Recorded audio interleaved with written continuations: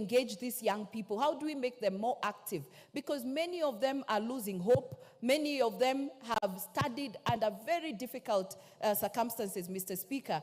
Just this weekend when I was at home, Mr. Speaker, a lady came to see me and told me I educated she educated the son under very difficult circumstances. And before even she concluded talking to me, she was already breaking down. The son has been at home for 5 years with no form of employment. And I know there are very many cases like those across the country, Mr. Speaker. Others have stayed for 10 years. Others have stayed even for 15 years after graduating. And so giving them an opportunity as interns keeps them busy. It gives them an opportunity to be looking out even for other job opportunities in different places, Mr. Speaker. And we shouldn't discourage the young people. You know, when you always just telling them, go to other skills, go do businesses, while we have not given them the capital to start the businesses, Mr. Speaker. Or even as leaders, and insisting to them that higher level of education is not important, while all our children are doing masters and even doctorates. So it is not important that it is important that we encourage our young people to embrace education, but also give them avenues, Mr. Speaker, of employment, and internship can be one of those avenues that will give them that opportunity.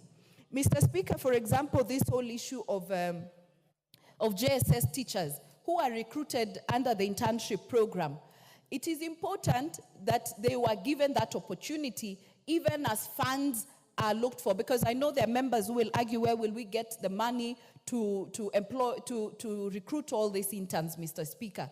But it also gives them work experience, and it gives them an opportunity when employment now is available, or vacancies are available, Mr. Speaker, the interns should be given a priority.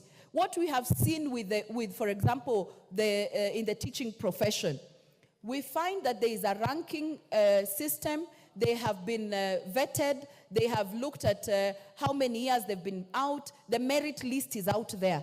Mr. Speaker, it is important that those who have done internship, when vacancies come out of employment, they be given priority. Because some of them have interned for many years and are hoping that if a vacancy is available, they'll be recruited.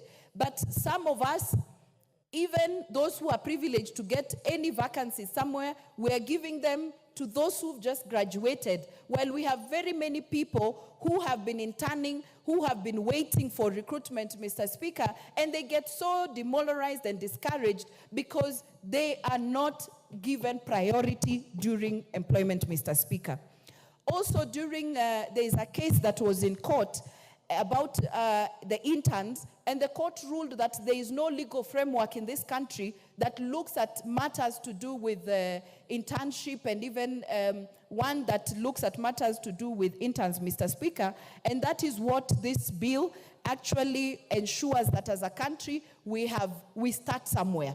We can always improve it as we implement it. As we go forward, we can always come up with amendments so that we ensure as a country we have a bill that looks at internship at the public service. And even in future, we can encompass the private sector. They can come on board to see how they can also plug in.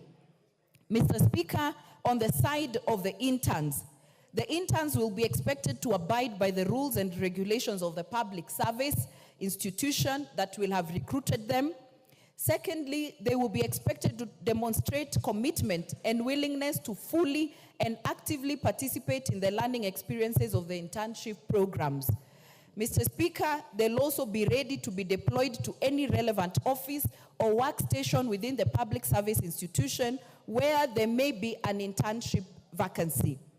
Mr. Speaker, the intern, he himself or herself has to make effort to acquire relevant skills in the area of specialization. I would also like to call upon the interns and even those who are given these opportunities, Mr. Speaker, not just to go through them because it is a requirement. Personally, when I was recruited as an intern at KBC, I told myself I will not live there without a job. I will do my work so well that even when my internship is done, those who work there will see that I was valuable there. And that is what I did. I worked so hard. When the journalists were coming in at 6:37, I was always there. So that when another journalist is late, I will be given that slot to go to the field, because interns always accompany the journalist. But sometimes if there are no journalists to be sent out, as an intern, I was being sent out. In the evening, instead of leaving at 4 p.m. or 5 p.m.,